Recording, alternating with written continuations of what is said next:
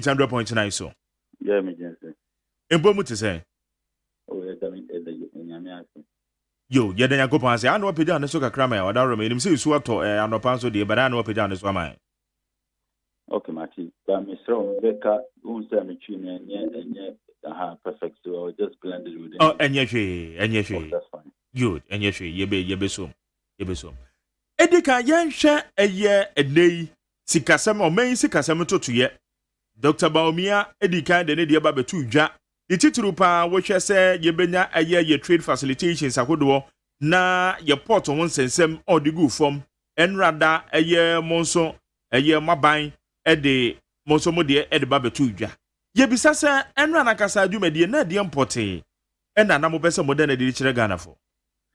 So, Unum say, President, about some few months ago, now holding the State of the Nation's address. Now, Dr. Baumia, interestingly, on this Zoba Pontina, with another nation, the State of the Nation's address. Because clearly, as some there, Dr. Baumia can 80% and now 90% contumpo. He peddled absolute falsehood. Now, figures the Oman on Kra, who compare the figures he presented, and the figures, Ministry of Finance under this government. Ministry, they are headed by Ken Oforiata, or more figures, who compared the Baumia figures against the Bank of Ghana, or more figures. We're going to say very clear, Dr. Baumia was just telling absolute lies. Now, me, and not yet dangerous because we are vice president. As some the all should be absolutely the truth. We ought to check and cross check. But we, and yes, say, or control. I mean, he has never said anything without trying to garnish it with some falsehood. So, very clearly, and that is why me, who the journalist, one fan of figures, and I see that Joy FM is doing that. Now, I know that your station has the capacity to do that. Compare the figures provided by Dr. Pumia and the figures provided by the Minister of Finance, one in the 2017 financial statement, and the 2018 financial statement, and the 2019 financial statement. Now, compare Bank of Ghana or more figures on how the economy fares are. You come to one conclusion that Dr. Pumia is a palpable liar. But let me just point out one very, gargantuan lie he told. On said time there now dollar no at the city no extra. Remember at that time the city was so the dollar was about 5 point almost 6 or 5.9 something in some instances almost 6. Bank of Ghana almost use official communication. No see they will do something about it. And in fact, even before that, it was announced that Bank of Ghana was going to inject about $1 billion into the system. They also indicated that they were going to go in for syndicated loans by Cocoa Board, and that once they go in for the syndicated loans, they'll be able to shore up the value of the city. Now, Bank of Ghana we haven't had the syndicated loans. They actually injected $730 million per OMU records. You can go and check on the Bank of Ghana website. $730 million. Then you have a vice president, Dr. Baumia, or see Oman inject anything. That's a lie. Now, you check it, Ministry of Finance, the figures they have provided also indicated that there was some action that was taken by government of Ghana to show up this. Now, that time, me can say you cannot show up the value of your local currency by just doling out money into the system. I stated this on radio and on TV. Thank God that the renowned economist, which is also one of the founding members of MPP, Mr. Kwame Nkrumah, also said that is the laziest way of trying to show up the value of the currency. Now, when they did that, Nasata said the dollar, the ratio reduced to 5.1, 5.2. Today, what is the ratio? 5.5, 5.6. Clearly, this government is confused. They don't have a plan. They don't have a vision. They have no clue whatsoever about how the economy of this country is governed. And you see now, the people are holding the vice president on his own statement. And if you read the aspects of the aspects they all see, I said if the fundamentals of the economy are weak, the exchange rate will expose you. He was so confused that he didn't even know how to explain them. Thank God that Honorable Fifi pointed out. Now, that statement, he didn't make the statement in 2014. He first made the statement in 2012, but in the memorial lecture, that was when he made the first statement. So my politics and you bet my argue and counter argument. The most important thing is how is the Ghanaian feeling? What has been the state of security in this country? That today you have 3 young ladies who are abducted, that one of the abductees has been found. You had the Minister for Gender who went and met the family and told them that very soon they would have their children. Very soon, we are over 2 months now. I was on TV with one of the MPP communicators, and he said that they should exercise patience. It's just 2-3 months. As if when you have your child and you don't see your child for 2 days, that is too small a time. 2 to 3 months. MPP communicator and an appointee of this government is telling the families, oh, they should exercise patience. 2 months to 3 months is too small. You have the CID boss. A woman, I don't think she's fit to be the CID boss. To be very honest, in serious country, Mami Ejua should not be the CID boss. This is a woman who was caught on tape, conniving and colluding with people who were perpetrating crime. A CID deputy boss. This woman's tape was made public. This woman admitted that the voice, not a voice, but she said that A+, one of MPP activists, or say A+, doctored the audio or the voice. In Ghana, if you doctor anybody's voice, it's a crime, let alone a deputy CID boss. Now, at that time, A+ challenged you or more. If you believe that I have doctored the voice, arrest me. They couldn't do that. The police themselves, and captured all of us in this country. So, commence investigation into the matter. Now, that investigation, it was going to produce 2 outcomes, and only 2 outcomes, or 2 outcomes that we are interested in.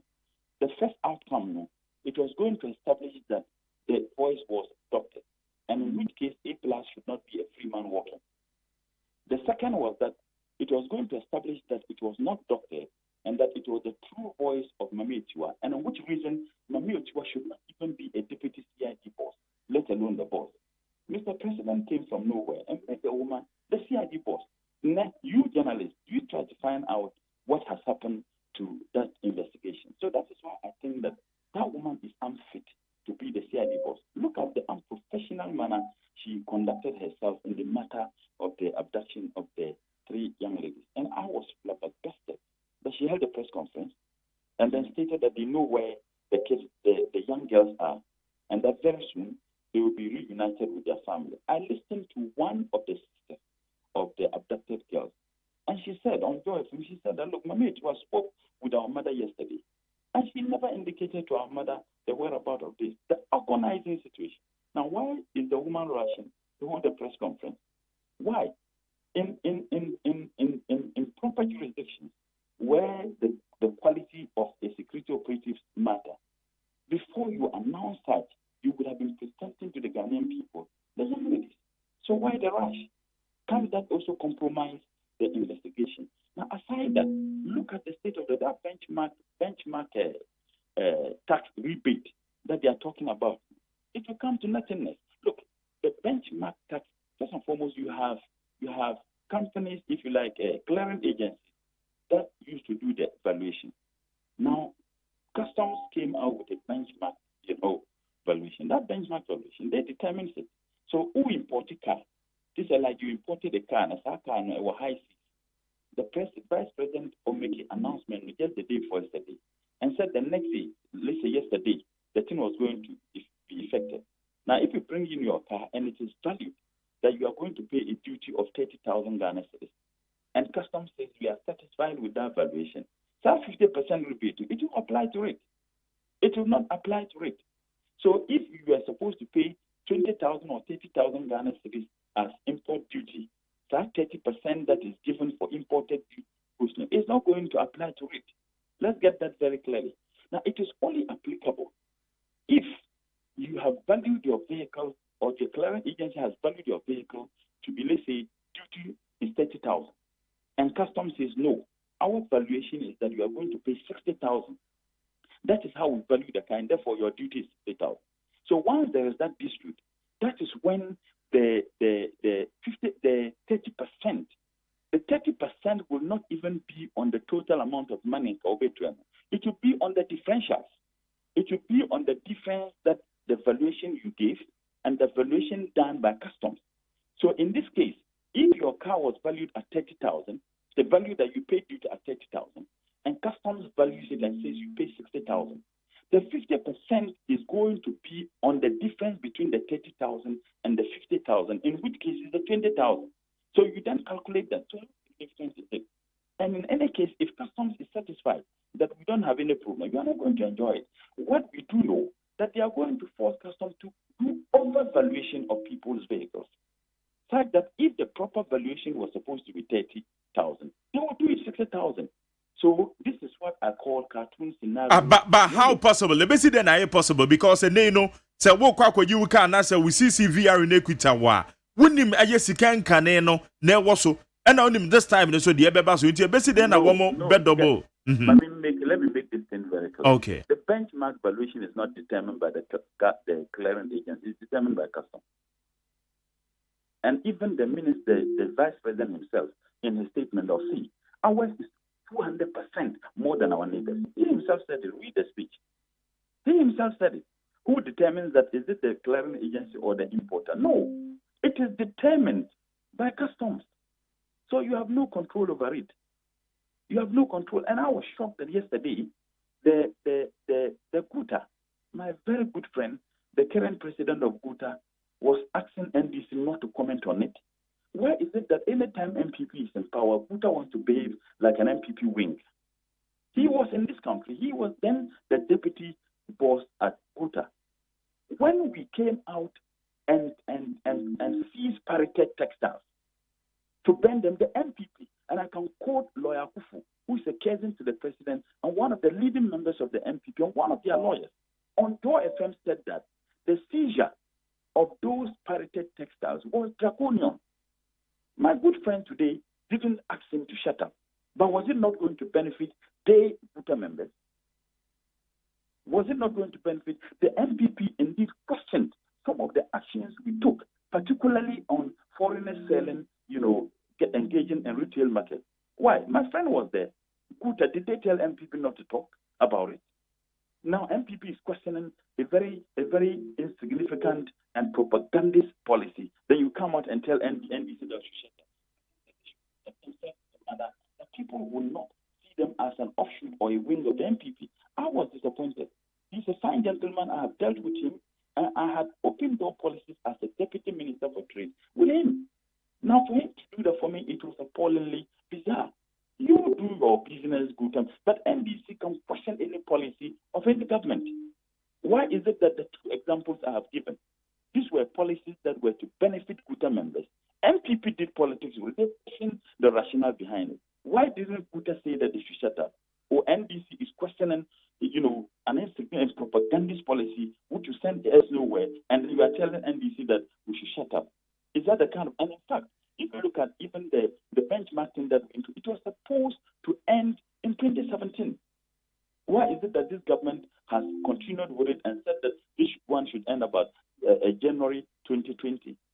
Clearly, so another thing I would urge my friends from Gov't that they should resist the temptation to do this kind of partisan politicking when issues that confront them and when people are raising questions about them.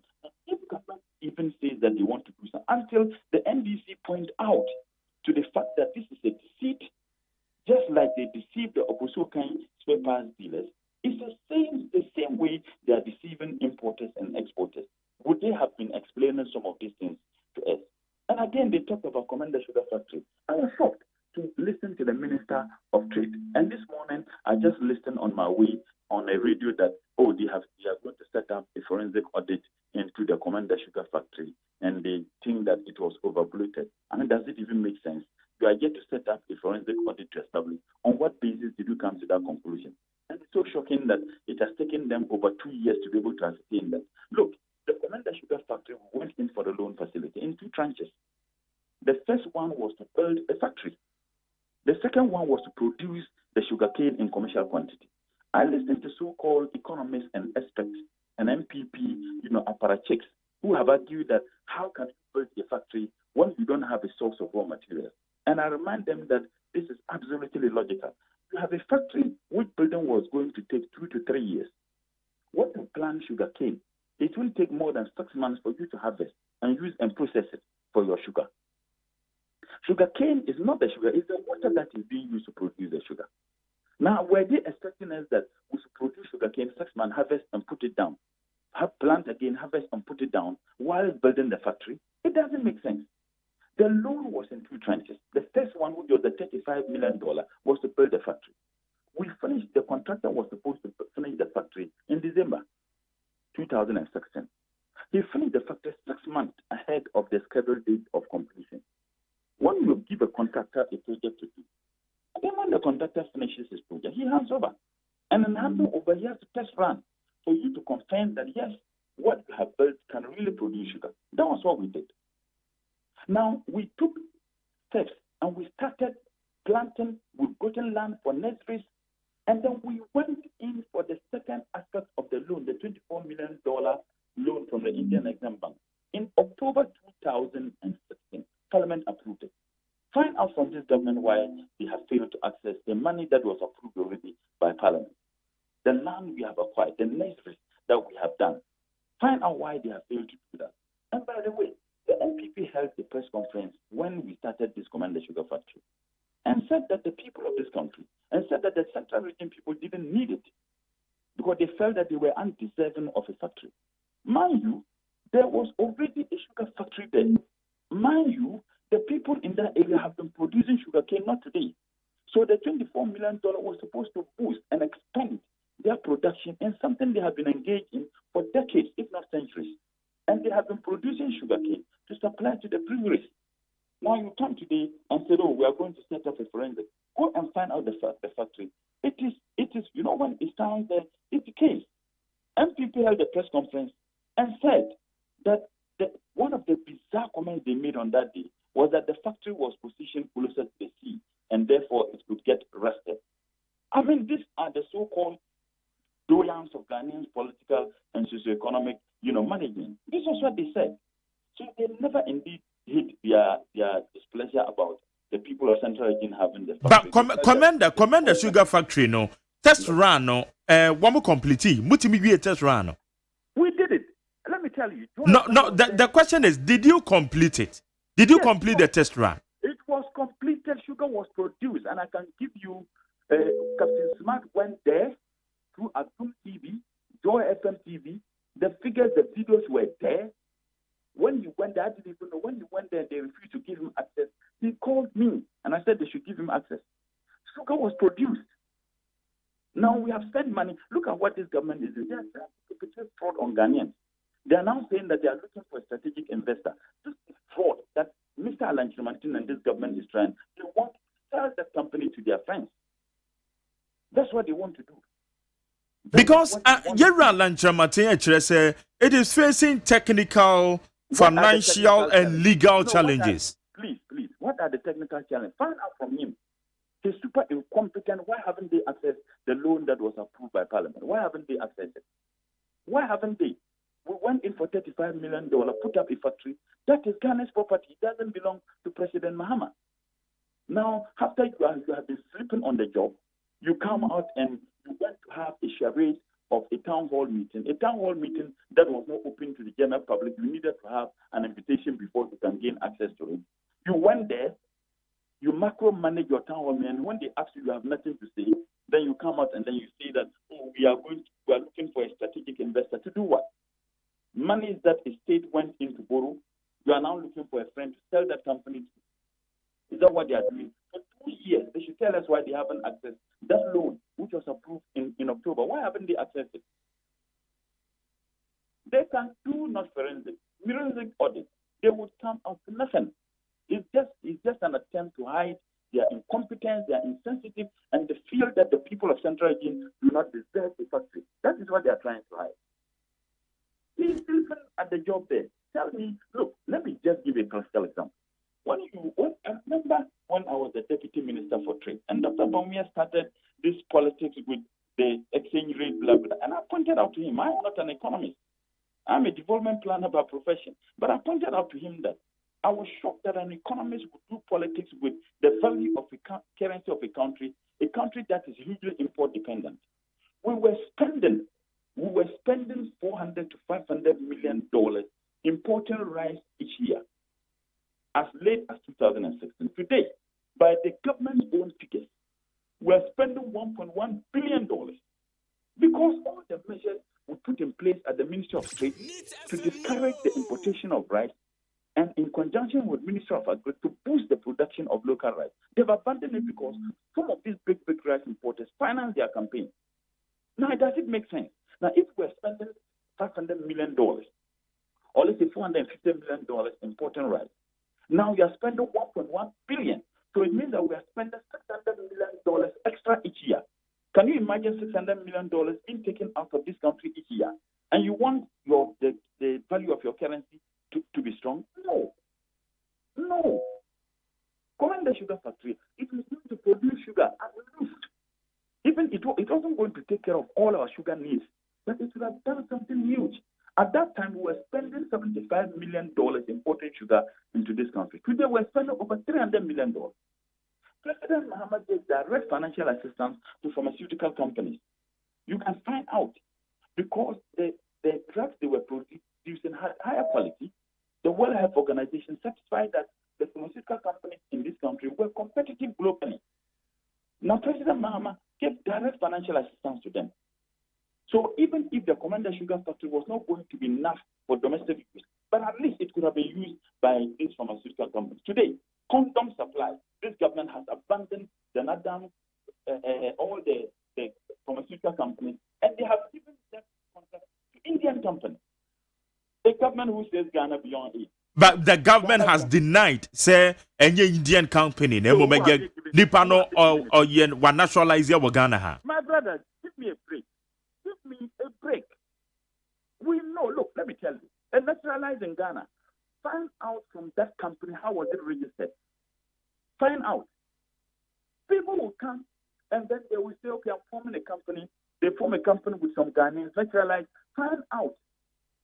So to do something that people will question, why not even separate it among Ghanaian companies? Tell you naturalize.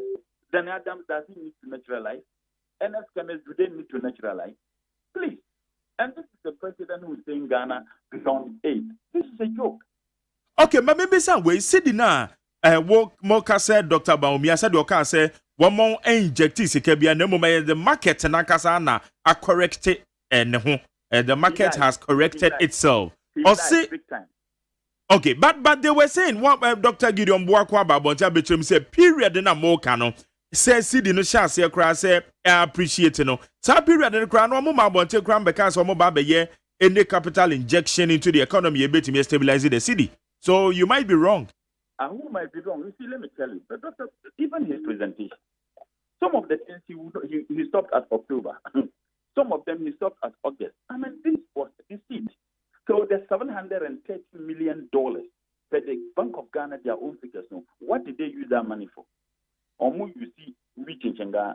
Oh, what do they use that money? What they should explain to us. Even Bank of Ghana themselves, who now general, or more official statement. In fact, interviews, you have a Bank of Ghana governor who speaks like a radio commentator. He speaks any opportunity he gets. Even when he is not being asked to speak, he will speak. Find out from what they themselves said that they were going to take action. They should explain that the $730 million. What did they use it for? Okay, today, Dr. Baumia said that the reason why the city was losing value because we were still entangled with IMF, arrangement of the enhanced facility. By the way, that enhanced facilities, they took us there. Now the IMF we have gotten out. Why is it that the city has gone to 5.6 again? What is causing a push on? But explain it or my side explanation. No, I say, at the time Dr. Baumia was talking about that, the city was really depreciating. Go to Bloomberg or even their website. The very time the speaking, the city was losing value. Remember that day, that morning, the city was changing around what? It was around 5.2, 5.3. By the time Dr. Baumia finished with that, it went to 5.5, 5.6. And in fact, the whole world, our city is number 4 in terms of valuelessness. But since when you use Bloomberg say one way your source of information when it comes to the economy? But this government uses Bloomberg. Go and check this government themselves. Oh, and then who question the integrity of Bloomberg, isn't it? When Bloomberg says things that pleases you, that is fine. When they say something that doesn't please you, that is fine. And again, this government said that, oh, they have taken us from out of IMF. Why? The campaign, your mama, they said they were taking us out of IMF. When they came, what did they Okay. do? They enhanced it. And by the way, if you are a member of the IMF, your books are always open, available for the IMF to access. So I'm asking a simple question. What about today? The CD to the dollar is about 5.5, 5.6. What has caused that one? Is it the IMF? And then while Adam Smith will come and peddle falsehood, and people believe him. Enra eye nipa bi adwen se enra de amoye ye no matimi ankyere Ghana fo bibi poti bia kwakwa the usual politics matter you expose the lies of the vice president figures the oma you expose all the figures people who don't want to see anything. I mean, there are people we have a proverb in the Bani that when a person is not sleeping and you want to wake him up, it's very difficult even when you take him and dump him in the sea. But you see, like I said, if we sit here, NDC and people, the point is that what has been the reflection of the so-called niceties of their policies on Ghanaians? Okay. 4 people who rule this country. 4 people. They take decisions on economy, on everything. Why won't we be where we are? All right, honorable. Another pay. Yeah, that's say with your din come on. Thanks for the opportunity. Okay, you're welcome. Jenny Honorable Mutala Mohammed, or your former Deputy Minister of Trade and Industry, in the din come on.